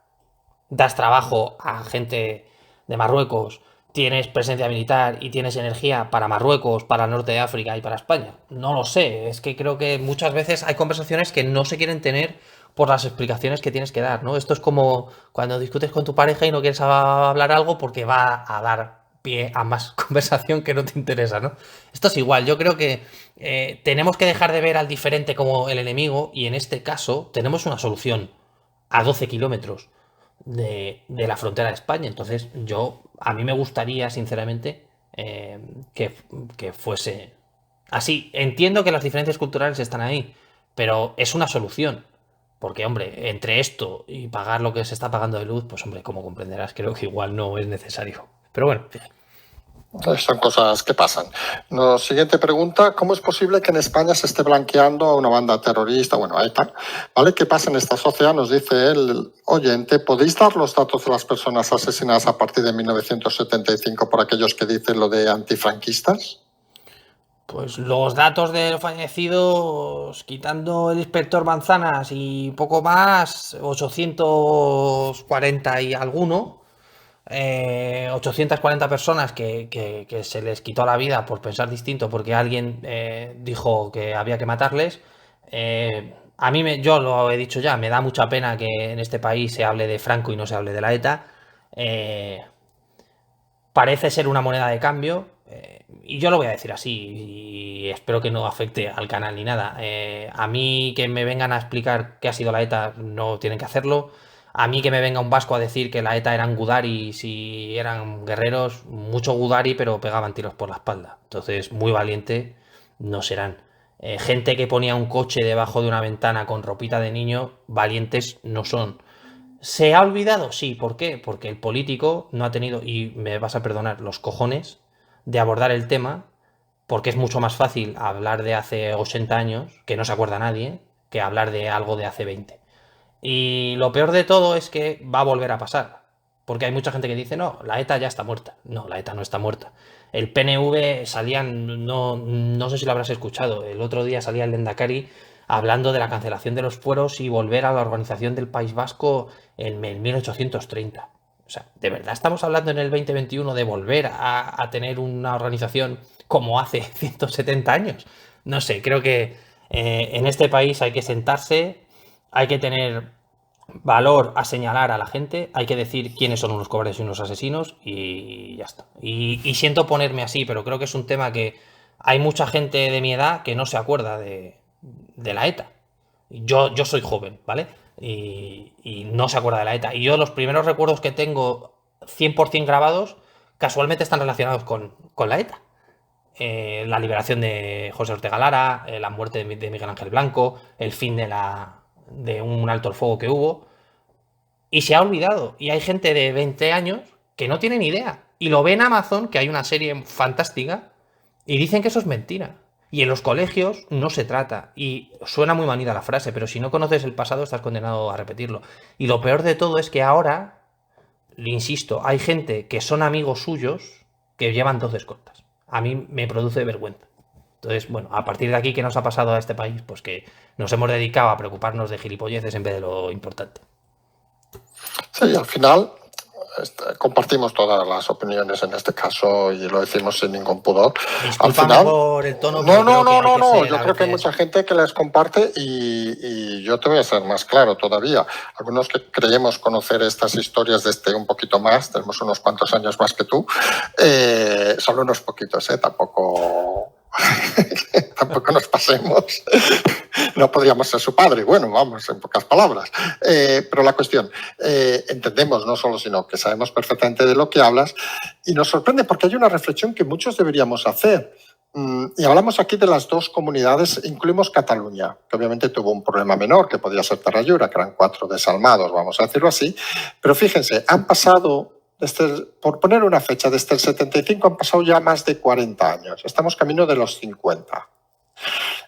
Fíjense la diferencia económica que había entre el País Vasco y Cataluña con el resto de comunidades y las que hay ahora. O con Cataluña, más que nada que se ha ido al vagón de cola. ¿Dónde vamos? Que tampoco sirvió para nada, sino solo para amamantar a unos cuantos que gracias a eso, al uso torticero de las comunidades, han intentado mantenerse en el poder. Y estaban con Franco y siguen ahora. Sí, pero es un tema de educación también. Aquí siempre se ha dicho, es que Franco perjudicó a Cataluña y al País Vasco. ¿Mentira? Mentira. La gente dejaba Andalucía por ir a Cataluña. El PNV lleva años vendiendo una historia que no es así. Y yo he sido el primero que he dicho, el mejor partido político en este país, porque es el único que hace política de verdad por sus intereses, es el PNV. Pero todo hay que explicarlo. Y el problema es que se están dando cosas por buenas desde hace muchos años y nadie tiene arrestos a hablar las cosas. Y tú porque lo has vivido, pero el discurso que se ha dicho con la realidad dista mucho. No tiene nada que ver. Y han pasado los años y se ha dejado enterrado. Hay gente que dice por respeto a las víctimas, pero yo creo que no es por respeto a las víctimas, es porque la gente es una cobarde. Y es que yo sinceramente, que en el año en el que estemos todavía sea una moneda de cambio el acercamiento de los presos, a mí me da vergüenza. Porque si tú te tienes que ir a ver a tu hijo a Extremadura, te jodes y te vas, porque el que mató a tu hijo está en la tumba. Entonces, que esto siga siendo una moneda de cambio para hacer política y que se diga, te firmo los presupuestos si me dejas tener prisiones, te firmo los presupuestos si me dejas acercar a tal preso. No. Y la gente sigue cediendo. Y ha cedido el PP y ha cedido el PSOE, cuidado. Entonces, hay que tener ciertas conversaciones en este país incómodas y que la gente sepa lo que ha pasado y que la gente sepa quién ha cedido, por qué ha cedido y a cambio de qué. Pero como no interesa, pues estamos viendo situaciones que yo entiendo que a cualquier demócrata de pro, ya no digo de derechas o de izquierdas, le jode. Porque, ojo, a ETA le tenía miedo todo el mundo, ¿eh? No solo a la derecha, que esto se olvida. Cuando explotaba un coche, daba igual que fueras de derecha o de izquierda. Todo el mundo salió a la calle con Miguel Ángel Blanco. Pero ahora no, ahora hay cierto grupo que son amigos. No, hombre, no, es que es un tema que me calienta mucho, yo lo siento, pero... Sí, no, lo entendemos. Porque podríamos decir, y no insistiremos más en este tema, aunque haya alguna pregunta más, que al final da la sensación, y lo hemos dicho en alguna ocasión, puede ser que la sociedad española, con los años, aparte de acomodada, se haya vuelto un poco acomplejada. Sí, y muy infantil. Yo creo que una sociedad que no está dispuesta a hablar de sus heridas no es una sociedad madura. Creo que es verdad que no tenemos mucha historia democrática en el sentido desde la Constitución del 78, pero creo que para mejorar como país tenemos que sentarnos a hablar de lo bueno y de lo malo. Tenemos muchas cosas buenas, muchísimas, pero también tenemos muchas cosas malas. Y no puedes dejar el tema. Hay temas que tienes que tratar porque, yo insisto, a mí de Franco no me pueden hablar, ni a ti, ni a... O sea, es que, joder, entre tú y yo, ¿cuánta gente queda de la guerra civil viva? 4 gatos. No, sí, Están en comentamos mantenimiento algo. ya, están casi en el otro barrio. Sí, comentamos el tema, por ejemplo, recordarás de cuando hubo el cambio en el 86, 85, no me acuerdo, de la elección del Consejo General del Poder Judicial, que decíamos que claro que en aquellas habían aceptado los jueces que fueran los políticos, porque eran muchos franquistas todavía, Claro. tenían el complejo, pero ahora que Claro. los jueces acepten eso no tiene ningún sentido cuando no hay ningún juez prácticamente ya, ¿no? Porque acaban la carrera con 23, 24, más 45 años, ya están todos jubilados. No hay ningún juez franquista, en el sentido estricto de haber empezado en el franquismo. Pero es como que haya gente que diga que todavía hay militares en la cúpula de Franco, que estos lo he leído yo en periódicos de tirada nacional. ¿Qué cojones me estás contando? Si no quedan, están todos jubilados o muertos. O sea, es imposible. Entonces, claro que hay que hablar, porque yo entiendo, y aquí hay un estigma con la Constitución de no se puede tocar la Constitución. Es un debate que no vamos a entrar. Pero la legislación sí la puedes tocar. Tú pones el ejemplo de los jueces. Obviamente, los jueces en el 86 eran unos. Obviamente, se tuvo que legalizar el PC en el 78 para firmar la Constitución. Hay cosas que en su tiempo tenían que ser así, pero ahora hay que reformarlas. Y yo entiendo que hablar de la ETA cuando la ETA mataba una persona cada 3 días era muy complicado. Pero si ahora está tan disuelta, ¿por qué no se habla? ¿No? O sea, que es una cosa estúpida. Un país no puede mejorar si tiene legislación vigente de hace 40 años. O sea, se cambia el Código Penal, estupendo, no pasa nada. Ahora vamos a despenalizar esto, ahora vamos a hacer esto. ¿Por qué no cambias el Consejo General del Poder Judicial? ¿O por qué no cambias el Código Penal y pones cadena perpetua? Yo qué sé, es que hay mil cosas. Pero somos acomplejados en el sentido de que creo que es una falta de madurez también y de desconocimiento jurídico. Yo entiendo que en este país la Constitución es sagrada. Además, siempre está en boca de todos, ¿no? Porque la Constitución dice tal. Recordarás la imagen de Pablo Iglesias con la Constitución en tamaño bolsillo diciendo es que pone en el artículo 42 tal. Pero eso no significa que no te puedas sentar y decir qué ha pasado y qué has hecho mal durante 40 años. Porque cualquier persona que lleva una empresa se sienta una vez al año y dice, a ver, ¿qué va bien? ¿Qué va mal? ¿Por qué va mal? Si todo funciona bien, no cambies nada, pero si hay cosas que fallan, coño, siéntate y cámbialas. Sí, pero ahí al final el problema, y lo hemos dicho muchas veces, es que ¿cuántos de los políticos han pasado por una empresa? Es que, claro, no saben el procedimiento de hacer las cosas, ni el orden, ni la organización, etcétera, etcétera, etcétera, en fin. Seguimos con otra pregunta, que si no nos quedamos aquí. Nos dice, Pablo Iglesias lo ha nombrado presidente de su propia fundación. ¿Qué les parece? ¿Justificar para seguir la política hasta la barrera, incrementar sus subvenciones y cobros?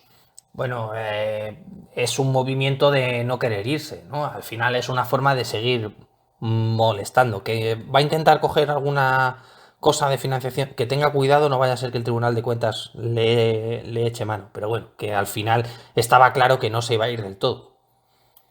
No, y además, ¿dónde está? Recordemos que el otro día explicábamos que entre el sueldo hablamos de memoria, del RAC, Gara, bueno, como se llame ahora, el diario, ARA, ¿qué más había? La cadena SER, TXT, pues decían, según algunos, que se iba a más de 10.000 euros mensuales, o sea que... Hombre, pues 10.000 euros mensuales es un poquito, ¿eh? O sea, que no va mal el chaval, pero bueno, en fin. Sí, el chaval se ve que se ha colocado, pero recordemos que él siempre iba a estar en Vallecas y que comprarse un piso de más de 400.000 euros era de casi terroristas, en fin, terroristas económicos, claro, no de los otros, que esos son los que se va a tomar un pote con ellos a veces. Siguiente pregunta. Se hablaba de que Abascal solo puede intervenir en los plenos del Congreso una vez al mes, 5 minutos. También que Casado era así una vez a la semana. ¿Es real? Por lo que hemos visto en el propio funcionamiento del Congreso, sí. De hecho, van a solicitar que esto cambie, porque efectivamente no tiene sentido que la tercera fuerza política tenga tan poca participación. Vale. Siguiente pregunta, algo que comentamos ayer por redes, es, ¿hay algún objetivo del presidente en pasar a 800 metros de altura cruzando la ciudad de Madrid a la 1:30 de la madrugada? Espero que comentamos un poco el tema. Ayer volvía de Atenas, si no nos equivocamos, vuelve en avión oficial, base de Torrejón, llega a la 1:30 y para ir de Torrejón, recordemos que no tengan el plano Madrid, Torrejón está... si viéramos desde el cielo, desde un satélite, está al este de Madrid. Siempre tenemos que recordarnos Los Ángeles para acordarnos dónde está al este de Madrid, es decir, a su derecha, y la Moncloa está a la izquierda. Y cogió el Super Puma, el helicóptero, decíamos, que según el recorrido de Flyradar estaba a unos 800 metros de altura, Madrid está a 500, 600, o sea, unos 200 metros en la vertical de los edificios, y pasó a la 1:30 de la mañana y según nos reportó gente, pues que hacía un poco de ruido el helicóptero, que es un helicóptero, no sé si la palabra es antiguo o grande.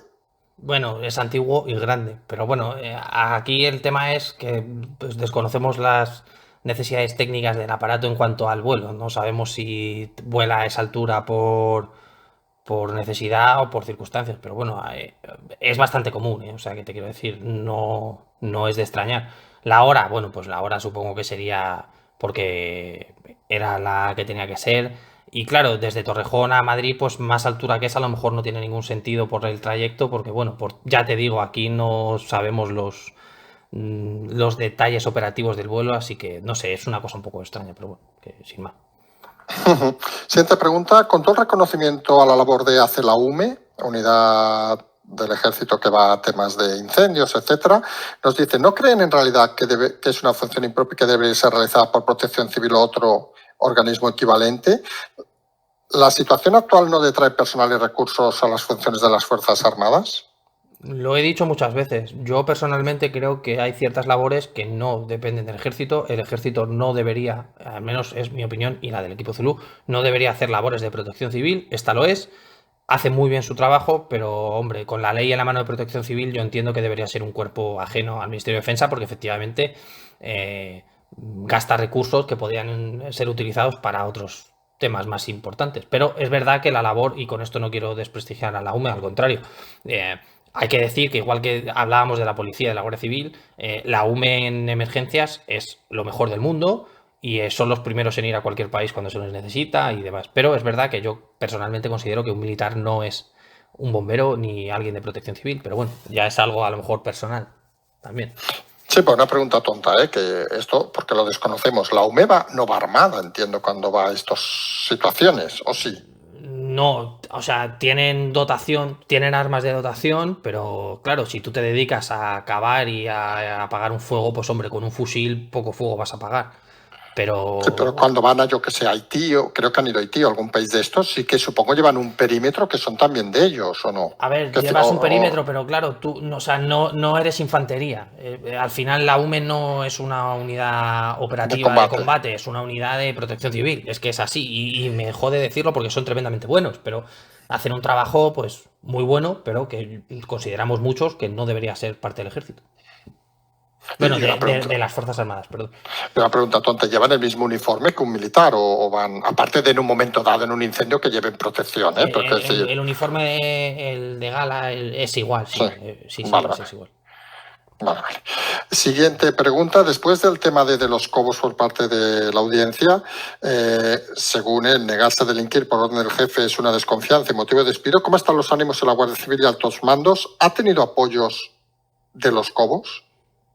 Bueno, lo hemos dicho, apoyo máximo desde los más altos niveles y yo insisto, que te echen por no querer cometer un delito, a mí me parece que en caso de una empresa, volviendo al ámbito laboral, sería una situación completamente distinta, pero no sé, son estas cosas sorprendentes en la política española. Vale, pasamos a la siguiente, que también es del mismo tema. Vamos a la siguiente. Nos dice, ya sabemos que las eléctricas no pueden ejecutar las amenazas que han hecho al gobierno, ya que no pueden cerrar las centrales y deben garantizar el suministro, pero ¿podrían escudarse en que la modificación unilateral de las condiciones que le ha impuesto el gobierno no les permite mantener las condiciones de trabajo y suspender el servicio? ¿O sería más adecuado que siguieran su operativa y le pusieran directamente una demanda al gobierno? Una eléctrica no va a dejar de ganar dinero. O sea, no va a pagar y va a dejar de producir, porque entonces lo que van a conseguir es que el gobierno mande a los militares a las instalaciones, como se ha hecho en algún país alguna vez. Entonces, aquí las empresas energéticas van a seguir trabajando y ni siquiera van a tomar ningún tipo de represalia. Me extrañaría mucho que hubiese algún tipo de denuncia o de demanda contra el gobierno en este caso. Siguiente pregunta, que entiendo que va sobre el tema de aquello que nos decían 11 jugadores para un equipo de fútbol, porque no lo acabo de entender, y dice que entiendo que va de esto, no sé si la tienes ahí, que hablaba de cuáles serían los 7 políticos o cualquier institución o es políticos de un supuesto equipo de gala para gobernar España. Entiendo que la pregunta es esa. A ver, si tenemos un listado o no. No, es que no hay un listado porque hay tanta gente que tampoco... primero no va a pasar y se nos hace muy difícil dar nombres porque cada uno piensa de una manera distinta, entonces yo no puedo hablar en nombre de nadie y yo ya he dicho lo que haría, entonces me encantaría poder responder a la pregunta y decir, pues, estas 7 personas. ¿Habría algún expolítico? Sí. ¿Habría algún político actual? Sí. ¿Habría militares? Sí. ¿Habría empresarios? Sí, pero no me veo capacitado para dar nombres, así que bueno, si me permites esta pregunta vamos a dejarla pendiente para si alguna vez se nos ocurre, no te preocupes que las ponemos. Vale, pues sin ningún problema. Nos saltamos todas las del Pollo Carvajal que hemos comentado antes y vamos ya a las últimas 10 preguntas. La primera, ¿cómo ven la relación actual entre Estados Unidos y España? Según la opinión del oyente, ¿cuál sería el principal motivo de distanciamiento en los últimos tiempos? ¿No nos perciben como socio fiable por la composición del gobierno o por el presidente Pedro Sánchez? Recordemos, por cierto, hoy domingo, Pedro Sánchez va a Nueva York, a la ONU, y ha comunicado la Moncloa que no han considerado oportuno solicitar una reunión con Biden. Algunos pensamos no han solicitado la reunión porque no les iba a hacer caso. ¿O la han solicitado y les han dicho que no ya han explicado esto? No lo han solicitado. A ver, el distanciamiento como tal puede ser entre el presidente, pero a nivel de administraciones no existe. O sea, a lo que voy es que la administración Trump o la administración Biden como personajes dentro del presidente de gobierno no hayan admitido a Pedro Sánchez, no significa que las relaciones bilaterales estén mal, son cosas distintas. Así que no se asemeja a la realidad. No es así, vale.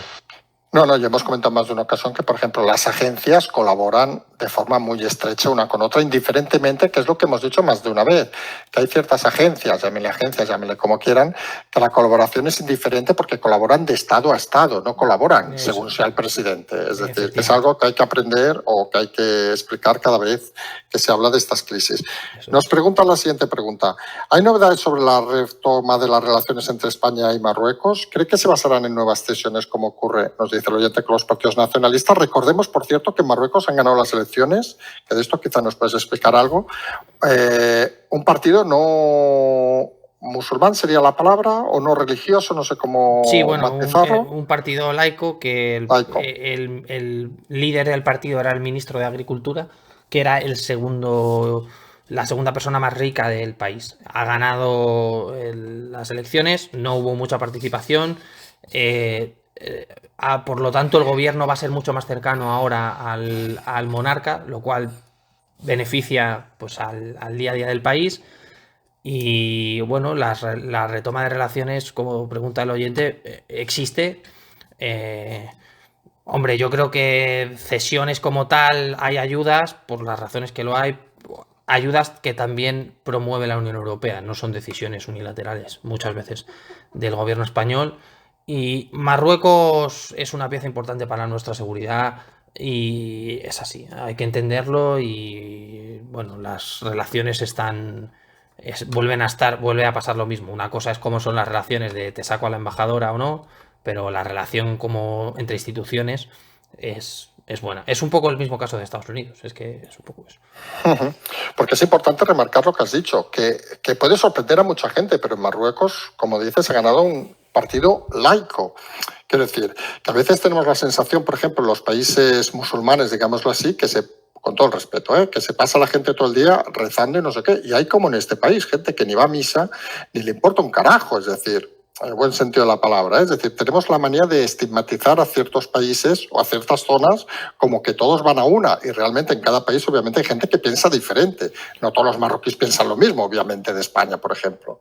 Sí, mira, en Egipto hubo la revuelta aquella famosa de la Plaza de la Libertad, de la Plaza Tahrir. Votaron a los hermanos musulmanes que eran cuasi radicales, les echaron del gobierno y ahora hay un gobierno completamente distinto, muy alejado de las posiciones salafistas. Muchas veces tomamos la parte por el todo y con este tipo de países pasa eso. Siguiente pregunta nos dice, con la deuda pública de más del 125% y en continuo aumento, ¿creen posible revertir esta situación con la actual clase política o ven inevitable una intervención de la Unión Europea a corto o medio plazo si no hay reformas de importancia en las administraciones públicas? Si no hay reformas de importancia, van a tener que intervenir. Vale, respuesta clara y concisa. ¿Qué opinión les merece que en Italia se ha declarado obligatorio el pasaporte COVID para trabajar? ¿Será esta medida tumbada en los tribunales? ¿Podría replicarse en España? Nos parece mal porque creo que la gente es soberana de hacer lo que quiera. Una cosa es que te quieras vacunar, otra que no, pero que el Estado te obligue, creo que es algo que no le corresponde. No sé si será tumbada o no, porque ni siquiera conocemos si alguien ha dicho, lo ha judicializado. ¿Y podría replicarse en España? Pues hombre, todo parece indicar que la voluntad es esa, pero en España yo creo que solo traería problemas, la verdad. Siguiente pregunta. ¿La retirada de los Estados Unidos de Afganistán ha sido una mera cuestión de presupuestos o es una cuestión negociada con otras potencias internacionales? Ha sido una decisión unilateral, no tiene nada que ver con economía ni negociado, ha sido unilateral. Se dijo que se iba a abandonar porque el esfuerzo militar y el gasto militar era insostenible y no querían seguir teniendo presencia y se han retirado, punto. Siguiente pregunta. Tras los recientes choques de Alemania, nos habla de la finalización del oleoducto con Rusia y Francia por la ruptura del contrato naval con Australia a favor de USA. ¿Hacia dónde va la OTAN? ¿Cuál es la posición de España o simplemente donde digan alemanes y franceses? Nos dice el oyente, en los últimos tiempos me ha sorprendido la enorme inversión australiana en material militar naval. No solo este hipercontrato francés o ahora americano, sino también que Navantia estaba fabricando naves para su ejército. A ver, la OTAN no sabe a dónde va porque la OTAN lleva mucho tiempo sin saber dónde está. Entonces creo que eso ya nos hace darnos cuenta de que no se sabe. Además, Estados Unidos ha planteado un problema a la OTAN que es, oye, o colaboramos todos igual o hay que plantear cambios. Y además la OTAN a día de hoy, bueno, no es como antes que estaba el Pacto de Varsovia por un lado y la OTAN por otro. Es una cosa un poco que hay que volver a repensar. Porque pregunta, Sí. ¿la OTAN sin Pacto de Varsovia tiene sentido? Conceptual, ¿eh? Es decir, si no tienes enemigo. A ver, Se ha intentado mirar lo de los yihadistas, pero parece que no tienen una entidad. Conceptual, si tenemos en cuenta que supuestamente están los cascos azules de Naciones Unidas, no debería tener sentido.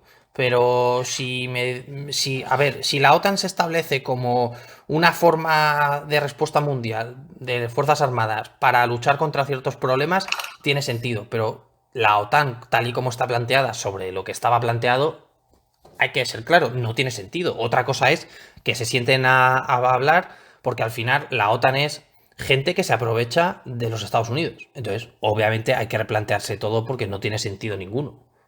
Por ejemplo, para Europa tiene sentido porque la protección del espacio aéreo la está haciendo España en Estonia. Entonces, vamos a reconfigurar qué es la OTAN, vamos a reconfigurar las funciones de la OTAN y vamos a hacer que todo que sea mejor y que ganen capacidades.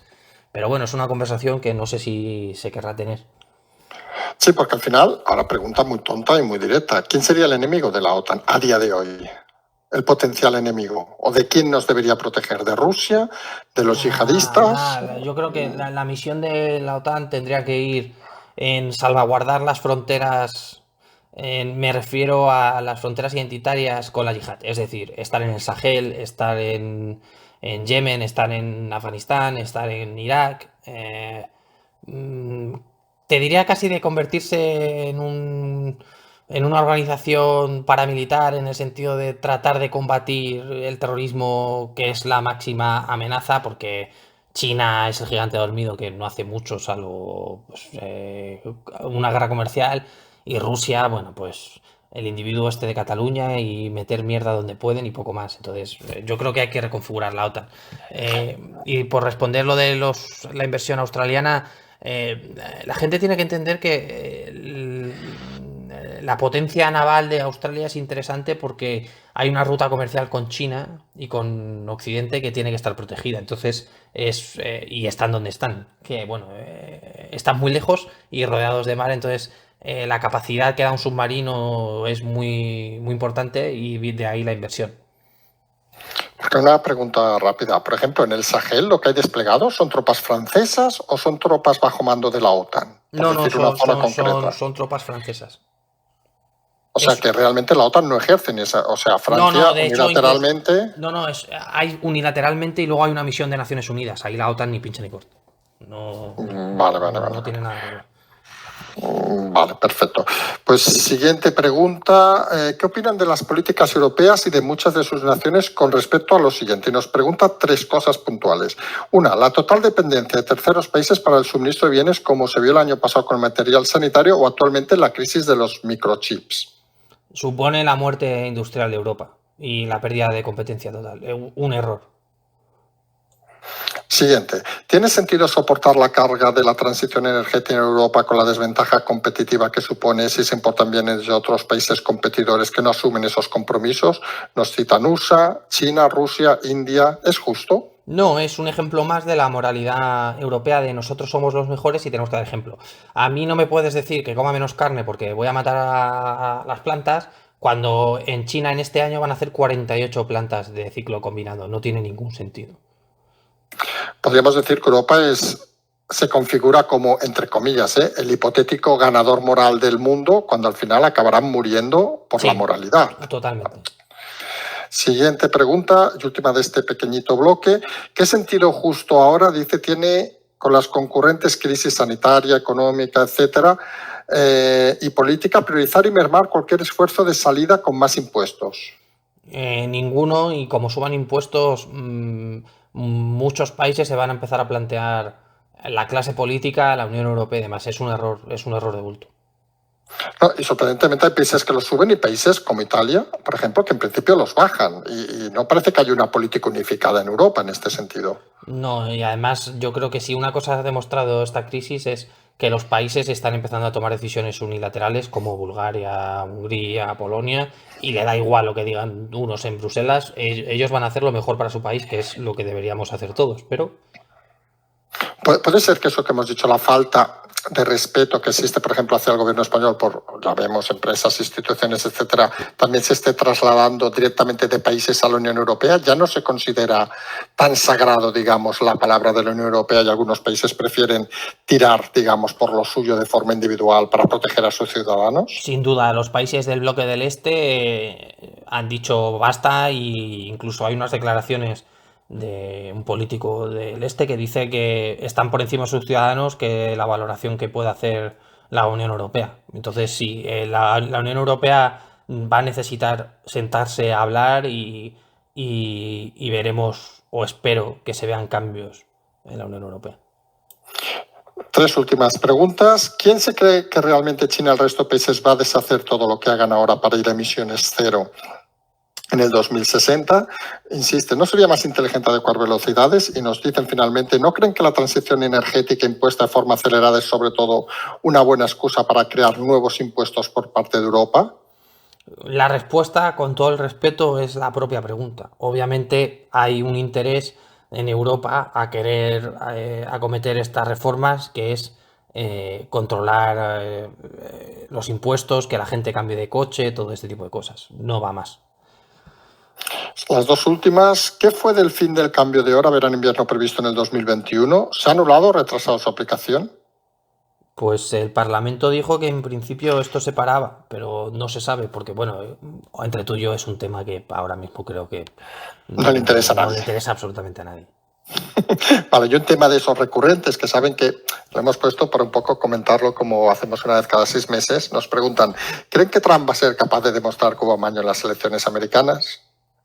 Bueno, con los últimos acontecimientos, por ejemplo, en el estado de Georgia, parece que está presionando en esa dirección, pero, hombre, yo creo que a estas alturas, ojo, en el caso de que se compruebe, va a suponer un cambio real y está suponiendo ya un cambio real en cuanto a la identificación en los estados, pero comprobarlo como tal, yo creo que cuando suceda, que sucederá, ya no va a tener ningún resultado político. Entonces, bueno, creo que es más la victoria moral que otra cosa.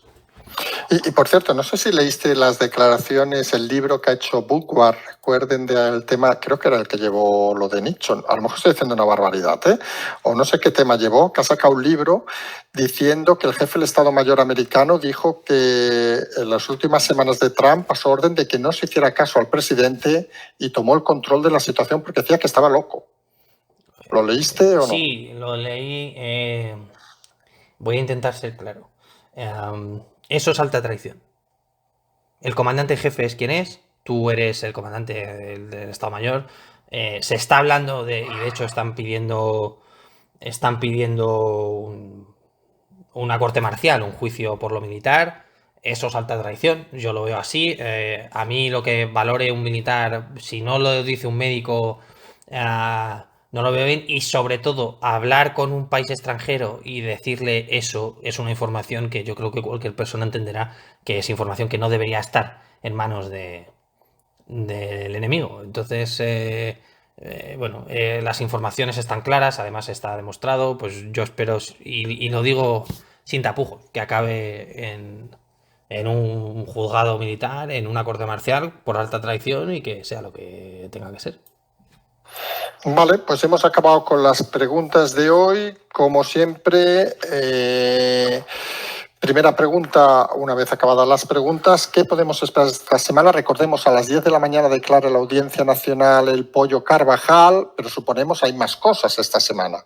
Bueno, lo importante, por lo menos lo que parece que puede provocar más tensión es esto. Luego, ¿qué esperamos? Pues, sinceramente, todo, porque ya no sabemos qué va a pasar y hay sesión de control otra vez, hay que ver cómo va el tema del salario mínimo interprofesional, las tensiones vuelven a aparecer, podemos esperar cualquier cosa. Es una situación que ya no podemos hacer ningún tipo de pronóstico porque cada día pasa algo, cada día sale algo nuevo que nos deja descolocados, que si no es una audiencia es un juzgado, que si no es unas declaraciones. Yo creo que se me permita la broma, hay que sentarse y disfrutar, en el sentido de ver qué pasa y vivir el momento político que nos ha tocado vivir y intentar sacar ideas y conclusiones y sobre todo que los políticos empiecen a tomar decisiones y que, bueno, que en la medida de lo posible que recojan lo que aquí se dice de que se haga oposición, de que se pregunte por qué esto, por qué lo otro, pero ya te digo, yo creo que solo nos podemos sentar y esperar. Sí, yo te digo dos cosas que podrían pasar esta semana, a ver cómo responderíamos. Una, por ejemplo, ¿qué pasaría si imputaran a Laya y Calvo, por ejemplo, esta semana en el juzgado por el tema de Logroño? ¿Sería suficiente para un escándalo? ¿O como ya no son ministras ni vicepresidenta, pasaría desapercibido? O para la derecha sería otra cosa para dimitir todo el mundo, pero para la izquierda, pues hombre, lo van a hacer de menos. Yo creo que en este caso el tema es suficientemente grave como para pedir responsabilidades en el Congreso, pero bueno, creo que al no seguir en el cargo, pues se evita un poco la bala esa, ¿no? ¿Laya hablará? Hombre, ante un juez el silencio no suele ser muy bueno, entonces entiendo que tendrá la justificación necesaria y si no, bueno, pues admitirá un delito y a saber hacia dónde va. Pero bueno, yo te digo, ha imputado un teniente general del aire, hay gente importante, entonces tiene un problema. Sí, porque una pregunta tonta y no tiramos más este tema.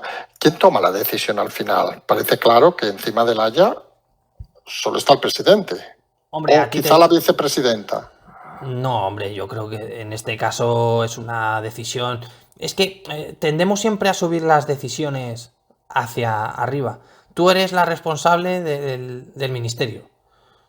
Si te ha dicho alguien algo, dilo, pero la última responsable en cuanto a cargo, a jerarquía, eres tú. Que el presidente te ha podido llamar eh, y decir, yo, entre tú y yo, dudo que Pedro Sánchez supiera quién era ese señor, ¿eh? O sea, ¿qué te quiero decir? No, yo también te digo una cosa, pero eso nos extraña porque entre nosotros, yo creo que Pedro Sánchez no sabe ni quién era Gali, No, seguramente. eso ha sido algo interno y alguien ha metido la pata y ha pedido el favor y se ha liado la que se ha liado. Pero yo he hecho la culpa a Alaya porque a priori es la que parece ser que ha movido todo. Máxime cuando un teniente general la apunta directamente. Y la otra que podría pasar esta semana, o de aquí 2 o 3, que salga la sentencia del tribunal sobre Puigdemont en Estrasburgo y que nos lo traigan empaquetado. ¿Puede ser lo que está buscando Esquerra y el gobierno de acabar de eliminar a esa extrema derecha catalana que está bajo Junts per Cat? Una parte, solo porque otras saben que también se ha separado. En el caso de que pase, les han hecho el trabajo sucio y eso explicaría todos los movimientos que ha habido en torno a lo de Cataluña, dejando al margen a Junts per Cat. Y encima es eso, si tú no te manchas en el proceso, pues estupendo. Pero bueno, lo de Cataluña creo que está muy lejos de acabarse, independientemente de que Puigdemont acabe detenido o no. Sí, porque no sé si has visto que ayer me parece que ha habido unos movimientos sabes que Colau intenta postularse, digamos, para España, y ha habido movimientos diciendo que Colau, el partido de Colau, para entendernos, apoyaría a los socialistas si Esquerra dejaba Junts per Cat y se juntaban con ellos para un gobierno de izquierdas. Viendo la perspectiva, se acaba volviendo Puigdemont, a nadie le extraña que ese sería un escenario idílico, donde no pasaríamos por elecciones, curiosamente. Sería cambiar a Junts per Cat por socialistas y Podemos.